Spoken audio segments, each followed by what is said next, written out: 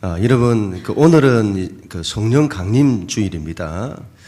그 옛날에 오순절에 성령께서 교회에 임하고 사도행전의 역사가 일어난 것을 기념합니다.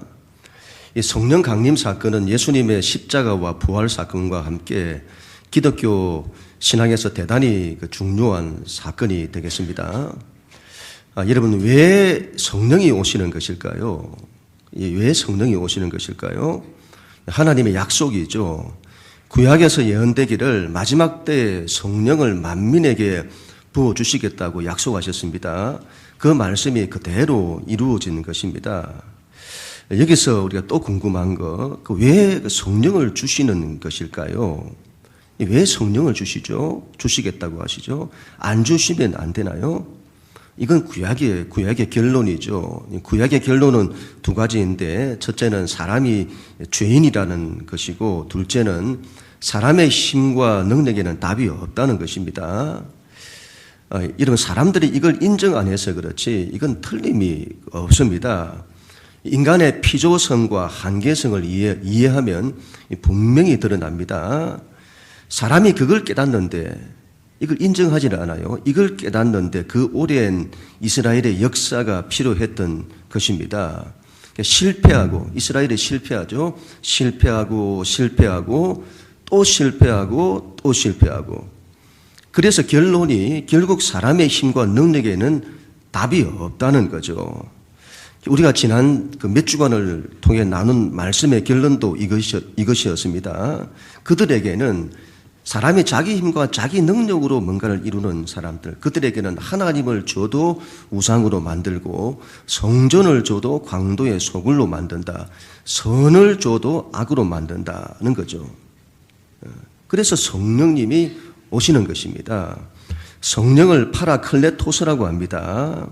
위로자, 돕는 자를 말합니다. 우리를 도우시죠. 우리를 진리 가운데로 인도하십니다. 진리는 예수님이신데, 다시 말하면 예수님을 깨닫게 하고 예수님을 따르게 하고 예수님의 일을 하게 합니다. 그 일을 성령께서 하시는 겁니다.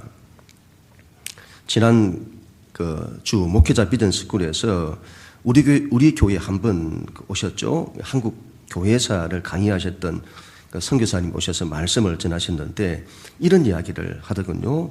이분이 용인 출신이신데 옛날에 그곳에 굿을 그렇게 많이 했다고 합니다. 그리고 무당이 작두를 그렇게 많이 탔대요. 작두가 얼마나 날카로운지 종이를 대면 비어져 나간다고 합니다.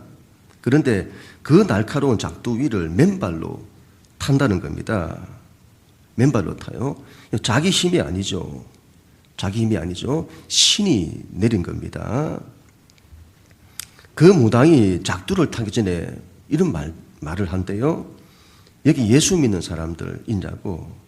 그분들은 죄송하지만 자리를 좀 비켜주시라고. 신이 안 내린다는 겁니다. 예수 믿는 사람이 있으면. 또 이런 걸 가지고 가서는 자기가 예수를 잘 믿고 있는지 또 확인하지 마시고, 신이 강림을 안 한대요. 무당에게 이 강림하는 이 신, 그런 신 말고, 그런 신이 내리면 망합니다. 망해요. 그런 신 말고, 하나님의 신, 성령님이 강림해야 합니다. 워낙 이 부분을 우리가 잘 이해를 못하니, 이 무당을 예를 들어서 설명을 하게 되는군요. 하나님의 신이 임해야 합니다. 그분이 우리를 도우시는 겁니다. 우리를 사랑으로, 진리로, 생명으로 인도하시는 거죠. 이제 여러분, 이 제자들이 하나님의 위대한 역사를 감당할 것입니다. 사도행전의 역사. 예수님은 성천하시고 안 계시고 이 제자들이 하나님의 역사를 감당하게 될 겁니다. 세상을 살리는 일을 하게 될 겁니다. 그때 예수님께서는 너희가 성령을 받아야 한다고 했습니다. 이 성령이 너희에게 임하면 너희가 권능을 받게 될 거다. 그리고 예수의 증인된다. 세상을 살린다 이 말이죠. 성령의 도움이 없이는 하나님의 역사를 감당할 수 없다는 겁니다. 그래서 여러분 제자들이 기도하면서 성령 받기를 기다리는 겁니다. 성령 받기를 기다리면서 기도하는 거죠. 그런데 하루를 지나도 이틀이 지나도 일주일이 지나도 성령이 오시지 않는 겁니다. 성령 강림은 언제 일어날까요? 이걸 주시겠다고 하셨는데 언제 일어날까요? 되는 대로 일어날까요? 그렇지 않습니다. 하나님의 때에 일어납니다. 하나님의 때에. 그때를 이렇게 말하죠. 1절 같이 한번 읽습니다. 시작. 오순절 날이 이미 이르매 그들이 다 같이 한 곳에 모였더니 아멘. 그때를 여러분 오순절이라고 합니다. 이 오순절에서 이 오라는 단어는 숫자 5를 가리키고 순이라는 단어는 숫자 10을 가리키는데 그래서 5 곱하기 10에서는 50일을 말하죠. 예수님께서 부활하신 날로부터 계산을 합니다. 7번 안식일. 한 주간이 7일인데 7번 안식일을 지난다 이 말이죠. 그러면 7, 7, 49. 그 다음 날 50일째를 말합니다. 이런 왜 오순절일까요? 왜 다른 날 오시지 않고 그날에 오시는 것일까요? 이 오순절은 여러분 계절로 하면 본격적인 추수의 때입니다. 예수님께서 부활하신 날을 초실절이라고 하는데 절기상 초실, 처음 열매를 맺는다 이 말이죠. 그때부터 추수가 시작이 되는 겁니다.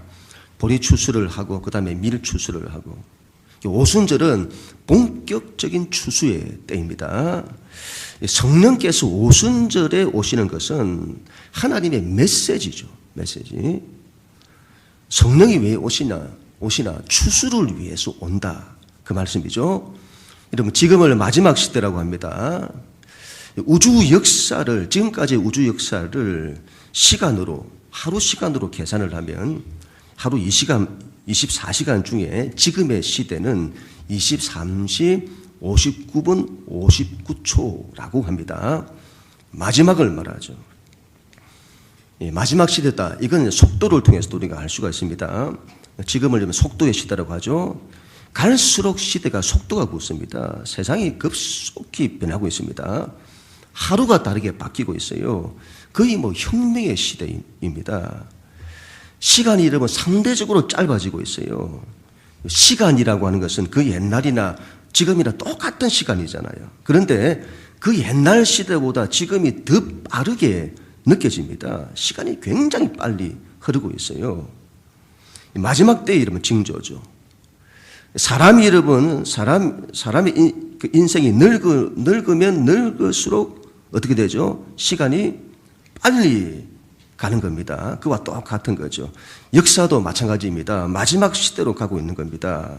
마지막 시대로. 이 오순절이 지나면 초막절이 옵니다. 초막절은 추수가 끝나는 때죠. 알곡과 열매들을 곡간에 저장하는 때입니다. 그때가 올 겁니다.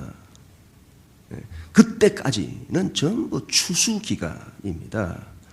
성령께서 왜 이때 오시나? 추수를 위해서 오신다 이 말이죠. 생명의 추수, 사람을 살리는, 지금은 살리는 때입니다. 어떻게 해서라도 살리고자 하는. 이 점은 뒤에서 한 번 더 나누도록 하겠습니다. 또한 여러분 오순절은 그 옛날 모세 때에 이스라엘 백성이 시내산에서 하나님으로부터 율법을 받은 날입니다. 역사적인 날이죠. 대단히 중요한 의미를 가지는데 이전에 여러분 이 이스라엘 백성은 애굽이라고 하는 나라에서 바로의 법에 순종을 했습니다. 바로의 법에 순종하는 바로의 백성이었죠. 그런데 그들에게 하나님의 율법이 주어진 겁니다. 이제는 바로의 법이 아니라 하나님의 법에 순종하는 하나님의 백성이 된 겁니다. 그날이 오순절이죠. 그날에 성령께서 임하시는 겁니다. 그 옛날에는 율법을 주셨는데 이제는 율법 대신에 성령을 주시는 겁니다. 자기 힘과 자기 능력으로 율법에 순종하는 백성이 아니라 거기에는 답 없다.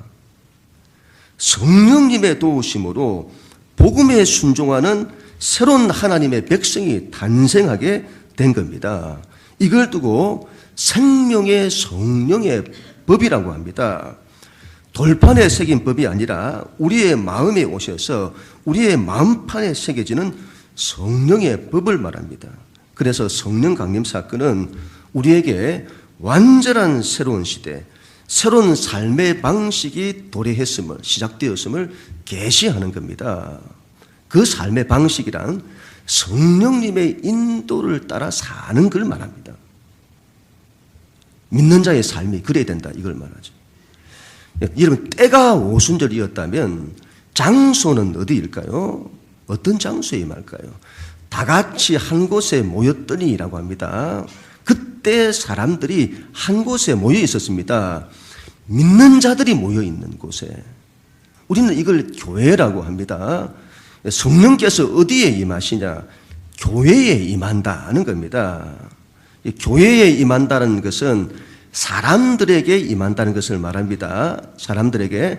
여러분, 하나님의 가장 큰 관심은 사람입니다. 사람입니다. 하나님의 역사는 누가 감당하냐? 사람입니다. 사람. 더 정확히 말하면 사람들입니다. 믿는 사람들. 교회가 하나님의 역사를 감당합니다. 교회가. 사람들이, 믿는 자들이. 하나님은 세상을 살리는 하나님의 꿈과 비전을 누구를 통해서 이루시냐? 교회를 통해서 이루십니다. 교회는 하나님의 역사를 이루는 도구입니다. 그래서 교회가 그만큼 중요합니다. 교회를 좀 함부로 보시면 안 됩니다. 교회는 대단히 중요한 거룩한 곳입니다. 하나님의 도구예요. 그래서 여러분, 교회를 세워야 합니다. 교회가 일어서게 해야 합니다. 개인이 중요하죠. 개인이 중요하죠. 그러나 개인보다 더 중요한 것이 공동체입니다. 이건 틀림이 없습니다. 하나님의 존재 방식이 그렇습니다. 우리 삼위일체 하나님, 성부와 성자와 성령이 공동체를 이루잖아요. 한마음 한뜻으로 하나를 이루시잖아요. 그래야 합니다. 공동체에서. 나도 중요합니다. 그러나 나보다 더 중요한 것이 남입니다. 남이 더 중요하죠. 예수님에게는 당신 자신보다 더 중요한 것이 우리들입니다. 우리들. 우리도 그래야 합니다. 우리도 그래야 합니다. 그래서 여러분, 천국에 가면 개인주의가 없을 겁니다. 자기 중심적인 사람이 없을 겁니다. 이기적인 사람이 없을 겁니다. 오로지 사랑으로 서로를 위하고 서로를 섬기고 서로를 세우는 이 하나된 공동체. 그게 천국의 모습이죠. 인간을 사회적 동물이라고 하잖아요. 혼자 못 산다 이 말이죠. 우리는 서로 연결되어 있습니다. 더불어 살아가야 합니다. 지금 세상을 보세요.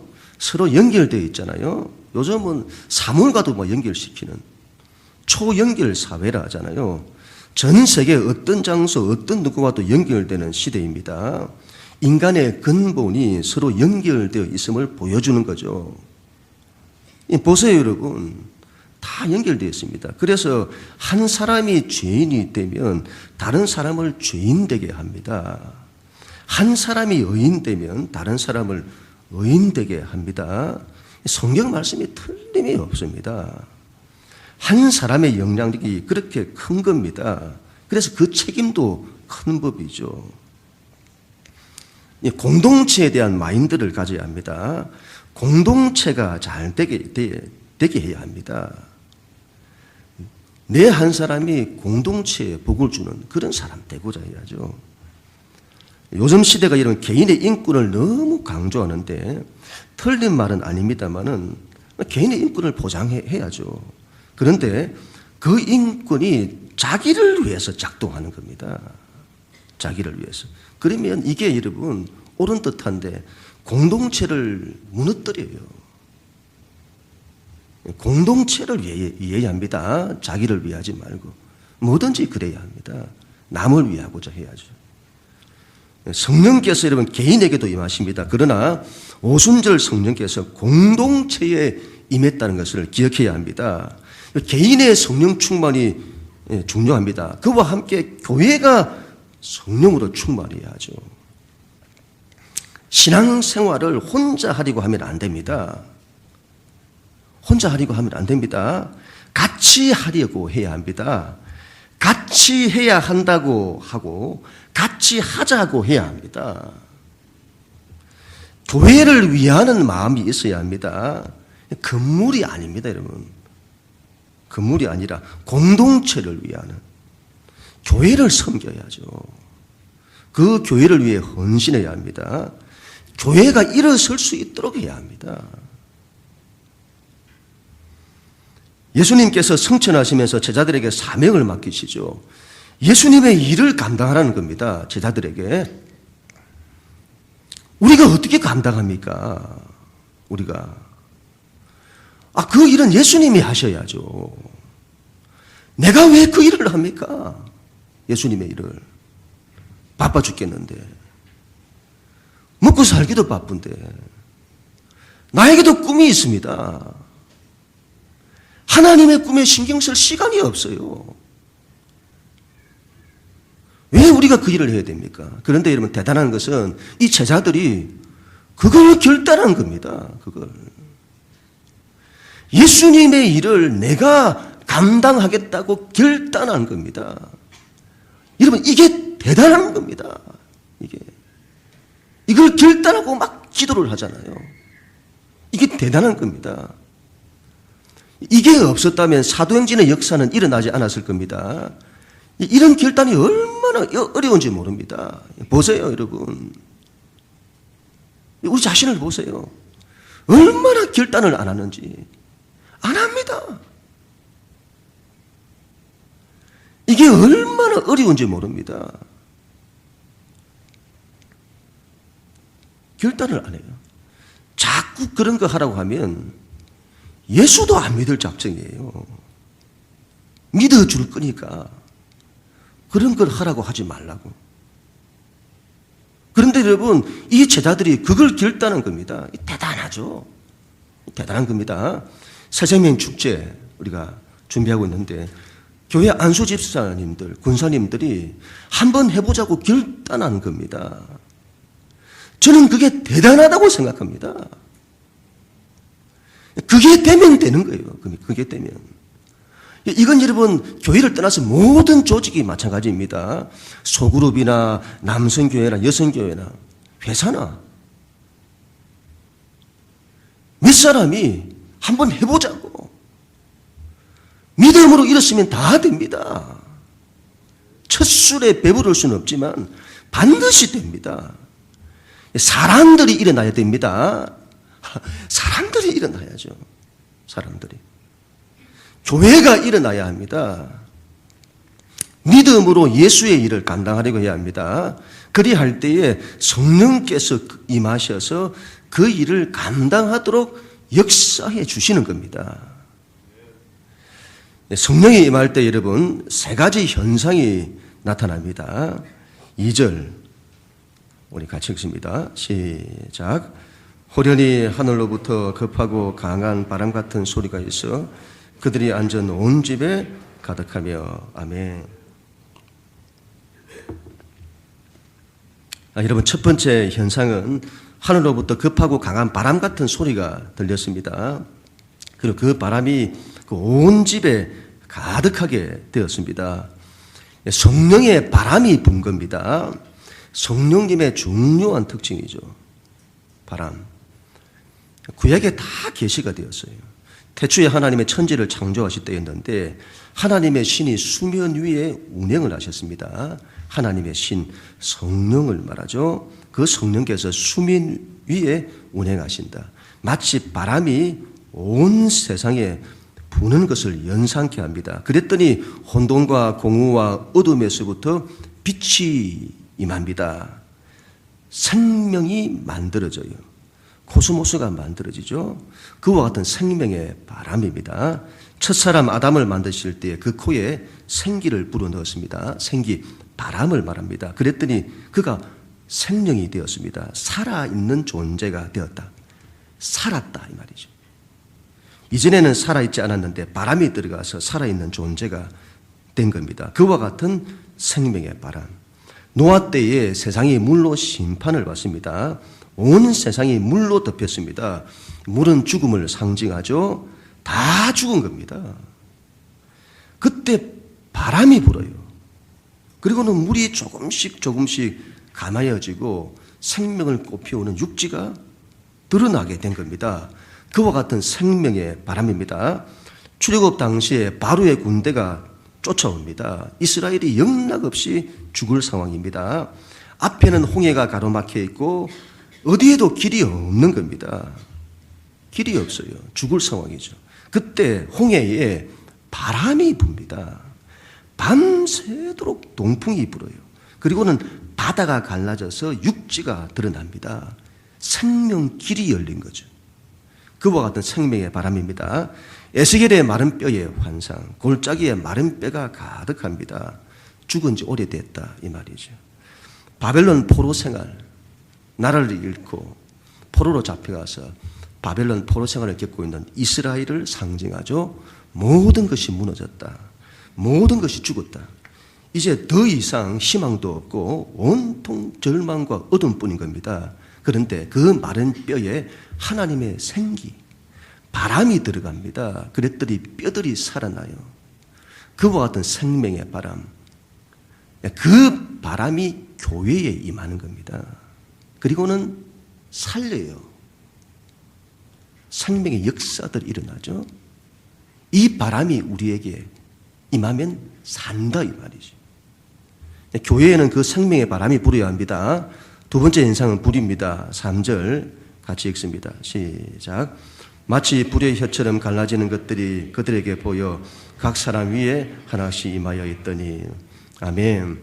불 같은 것이 보였습니다. 그것이 갈라지더니, 혀처럼 갈라지더니 그곳에 모인 각 사람 위에 임하게 되었습니다. 불이 임한 거죠. 모세가 여러분 양을 치다가 호렙산에서 하나님을 만납니다. 그때 하나님이 가시떨기에 불이 붙었는데 그 불꽃 가운데서 모세에게 나타납니다. 가시떨기에 불이 붙었어요. 여기서 가시떨기는 모세를 상징합니다. 모세는 미디안 광야에서 모든 것을 다 잃습니다. 앙상한 가지만 남아. 애굽에서 모든 부귀와 영화를 다 누리다가 하루아침에 그 모든 것을 잃고 도망자가 되어 완전히 바닥으로 떨어진 모세입니다. 광야 40년을 보내면서 모든 힘을 잃고 모든 희망을 잃었습니다. 그런데 어느 날 하나님의 불이 임한 겁니다. 그리고 모세가 일었습니다. 이전에 모세는요, 자기 불이 탔던 사람입니다. 자기 불이 탔어요. 굉장한 자기 의지와 자기 열정을 가졌던 사람입니다. 그런데 그 불이 자기를 태워버려요. 번아웃 되어지죠. 주저앉아 버립니다. 그런 모세에게 여호와의 불이 임합니다. 이 불은 이상하게 나무에 붙었는데 나무를 태우지를 않아요. 이후에 모세는 40년 동안 꺼지지 않는 불로 타오릅니다. 성경은 모세가 120세까지 사역을 하는데 조금도 눈이 흐리지 않고 기력이 쇠하지 않았다고 합니다. 여러분, 이 80세의 모세에게 불이 붙은 겁니다. 불이. 나이 든 모세, 관을 짜실 때가 얼마 남지 않은 모세인데, 나이 들면 여러분 미래가 없다고 하잖아요. 미래가 없다고 하잖아요. 그래서 늘 과거 이야기, 옛날 이야기하는 게 유일한 낙입니다. 그런데 모세가 그렇지 않다는 거죠. 그 나이에도 이 모세가, 노년의 모세가 미래를 바라보고 열정으로 불탔습니다. 마지막까지 하나님의 꿈과 비전을 위해서 헌신합니다. 자기 불로는 할 수가 없어요. 하나님의 불이 탔기 때문입니다. 하나님의 불. 평생 꺼지지 않는 불. 모세는 이 불을 가지고, 자기 안에 하나님의 불이 있어요. 이 불을 가지고 애굽으로 가서는 바로의 권세를 이깁니다. 한 사람이 제국을 상대한 겁니다. 그 제국의 권세를 두려워하지 않고 그 권세를 깨뜨립니다. 이 모세가. 하나님의 불이죠. 이 불이 있어야죠. 갱년기 오신 분들이 자주 착각을 한다고 해요. 몸에 불이 있는 겁니다. 그래서 이 불이 그 불이냐고 이렇게 한다는 거죠. 내가 불을 받은 거냐고. 열정이 일어나면 하나님의 불이고 옆에 오지 말라고 하면 갱년기 불인 겁니다. 갱년기 불이죠. 우리 안에 성령의 바람과 불이 있어야 합니다. 성령의 바람과 불이 있어야 합니다. 바람과 이런 불이라고 하는 것은 왜 바람과 불로서 말씀을 하시나? 운동성을 말한다고 봅니다. 운동성. 생명의 특징이 본래 그런 겁니다. 살아 움직여요. 아이들 보세요. 생명이 충만하니까 온통 움직이잖아요. 운동성. 불같은 열정으로 사람을 살리고자 하는 것이 일어나야 되는 거죠. 생명운동. 신앙의 여러분 돌을 닦으면 안 됩니다. 내 안에 계신 성령님이 생명운동은 안 하시고 돌을 닦는 분들이 계십니다. 그러면 안 되죠. 내 안에 계신 성령님께서 너무 차분하시고 너무 내성적이셔서 아무 일을 안 하시는 겁니다. 방 안에만 계시는, 일하는 걸 싫어하시는 성령님, 그런 건 없는 겁니다. 그래서는 안 되죠. 성령의 바람과 불이 있어야 합니다. 그리고 살리는 역사가 나타나는 거죠. 자기 살리고 교회 살리고 가정 살리고 이걸 해야 될 거잖아요. 우리 힘으로 안 됩니다, 여러분. 하나님이 도우셔야 합니다. 성령의 바람과 불이 있어야 됩니다. 마지막으로 세 번째 현상은 방언입니다. 4절 같이 읽습니다. 시작. 그들이 다 성령의 충만함을 받고 성령이 말하게 하심을 따라 다른 언어들로 말하기를 시작하니라. 아멘. 교회에 여러분 성령이 임하고 사람들이 방언을 하기 시작했습니다. 이 방언이 뭔지에 대한 여러 논란들이 있습니다. 오늘 우리가 읽었던 말씀 뒷부분으로 가면 그때 당시 지중해 세계에 흩어져 있던 여러 유대인들이 예루살렘에 모였는데 그들이 자기들이 태어나고 자란 지역의 방언으로 복음을 듣는 겁니다.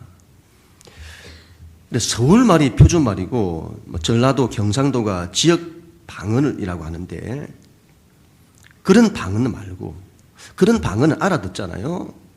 그런 사투리 말고 이건 완전히 언어가 다른 겁니다. 그런데 자기 지역의 언어로 복음을 듣는 겁니다. 이때 제자들이 했던 방언이 뭐냐? 지금 우리가 하는 방언 기도할 때 하는 방언과 같은 거냐? 그럴지도 모르겠습니다. 열방에 가서 선교를 하다 보면 한 번씩 일어나는 현상인데 제가 지난번 가실 때도 들었어요. 어떤 목사님이 가정에 들어가셔서는 그 가정을 위해서 간절히 기도를 하는데 방언을 한 겁니다. 방언으로 기도를 한 거예요. 그런데 기도가 끝났는데 거기 사람들이 그 기도를 알아들은 겁니다. 이 사람이 방언으로 했는데 저 사람들이 자기 나라 말로 알아들은 거예요. 어떤 분은 한국말로 간절히 기도를 한 겁니다. 그런데 거기 사람들이 알아들은 겁니다. 오순절날 방언도 그랬을까요? 또 다른 대부분의 신학자들은 이때 방언을 그 민족의 언어로 이해를 합니다. 성령 강림이라고 하는 하나님의 역사에서 가장 큰 사건이 일어나고 복음의 엄청난 역사가 시작되는 이 역사적인 날이죠. 그래서 하나님의 강력한 능력들이 나타나는 겁니다. 그래서 이 제자들이 자신들이 배우지도 않은 다른 나라의 언어를 하는 거죠. 그렇게 말하기도 합니다. 다 좋습니다. 서로 논란이 있지만 다 좋습니다. 여기서 중요한 것은 왜 하필 방은 어느냐는 겁니다. 성령의 강림에 대한 현상 가운데 하나가 왜 어느냐. 이건 이런 방언이 어떤 방언이냐는 것보다 더 중요한 게 이겁니다. 왜 하필 어느냐. 이건 대단히 중요한 메시지입니다. 태초에 하나님의 천지를 창조하실 때에 빛이 있으라고 말씀을 하셨습니다. 그때 말씀이 있었습니다. 하나님의 역사는 말씀으로 출발합니다. 오순절도 마찬가지죠. 하나님의 새로운 역사, 말씀으로 출발합니다. 말씀은 대단히 중요하죠. 언어는 대단히 중요합니다. 소통의 도구죠. 하나님은 말씀을 통해서 우리와 소통하십니다. 하나님은 말씀을 통해서 당신 자신을 나타내시죠. 하나님은 말씀을 통해서 사람들을 구원하십니다.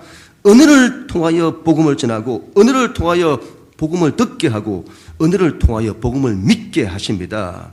하나님은 전도에 미련한 것으로 세상을 구원하시기를 기뻐하셨습니다. 우리가 말로 복음을 전하는 것을 통해 세상을 구원하신다는 겁니다. 말이죠. 그래서 복음을 말로 선포하는 게 굉장히 중요하다는 거죠. 예수님께서 제자들에게 하나님의 꿈과 비전을 맡기십니다. 그 일은 복음을 온 세상에 말로서 전파하여 세상을 구원하는 것입니다. 이것이 사도행전이죠. 사도행전의 핵심 구절은 우리가 너무도 잘 알고 있는 사도행전 1장 8절 말씀이죠. 마지막으로 한번 같이 읽습니다. 시작. 오직 성령이 너희에게 임하시면 너희가 권능을 받고 예루살렘과 온 유대와 사마리아와 땅끝까지 이르러 내 증인이 되리라 하시니라. 아멘. 성령께서 오시는 이유는 다른 것이 아닙니다. 바로 복음을 예루살렘부터 땅끝까지 전하여 세상을 살리는 일입니다. 그 일을 제자들에게 맡기십니다. 엄청난 거죠. 이 제자들이 성령을 받아 그 일을 감당하는 겁니다. 성령을 받아. 성령 강림의 세 번째 현상이 언어인 이유가 이것 때문이죠. 방은 그 자체의 핵심이 있는 것이 아니라 복음 전파인 겁니다. 세상을 살리는. 이것이 우리의 사명이고 교회의 사명입니다. 복음 전파. 방언을 위해서는 방언을 위해서 성령을 받는 것이 아니라 살리기 위해서 성령을 받아야 합니다. 그런 점에서 여러분 성령은 전도와 선교 여행이 틀림이 없습니다. 왜 오순절에 성령께서 오시느냐? 그 이유도 이거죠. 추수를 위해서. 생명을 살리기 위해서 온다는 거죠. 성령님의 역사를 제한하면 안 됩니다. 성령님을 무슨 은사에 제한한다든지 자기 증명을 위해서 사용한다든지 그러면 안 되죠. 이 세상에서 여러분 가장 중요한 것이 사람을 살리는 겁니다.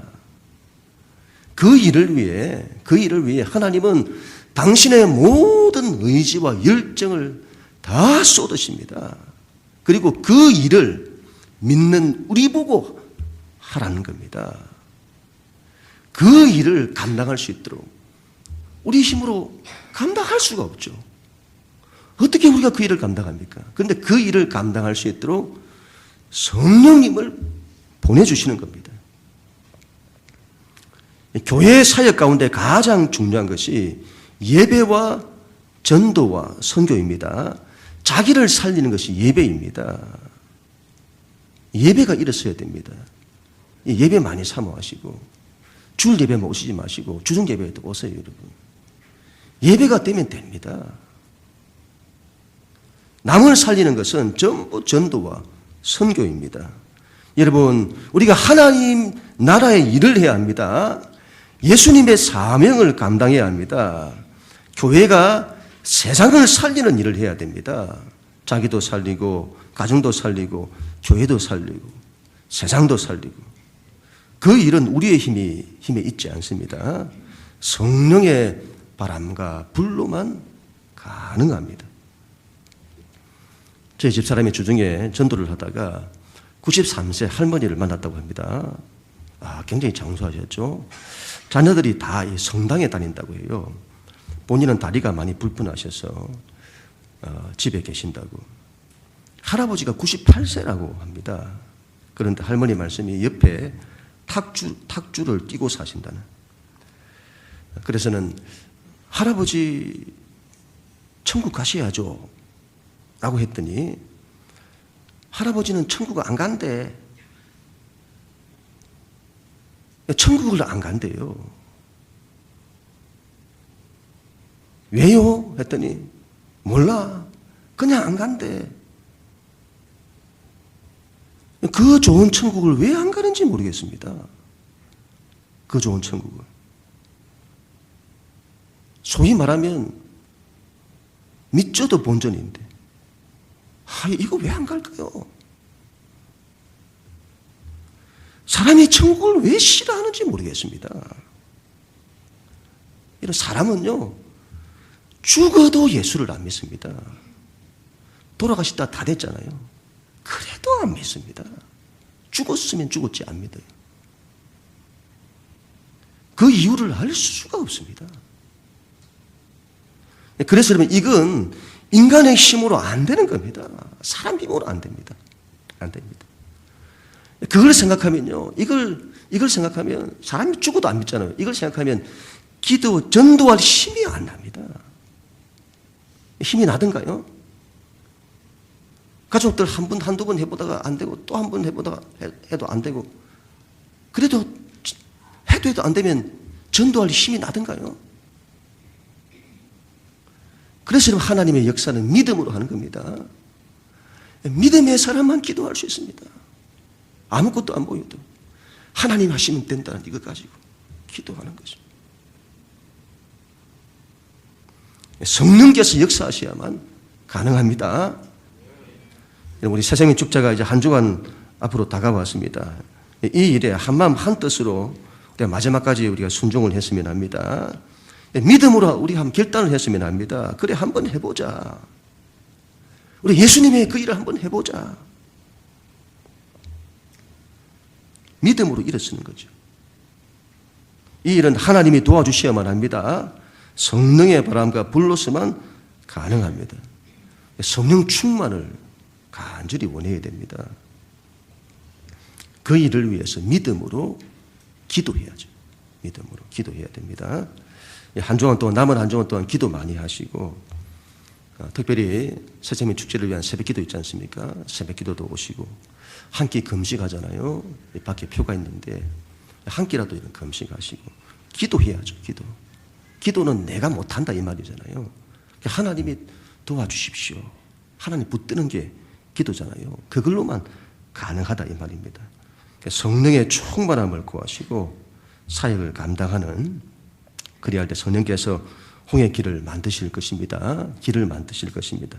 시온의 대로가 열리도록 하실 것입니다. 남은 한 주간 그렇게 하나님의 일을 감당하는 우리 모두가 다 될 수 있기를 주님의 이름으로 간절히 축원합니다.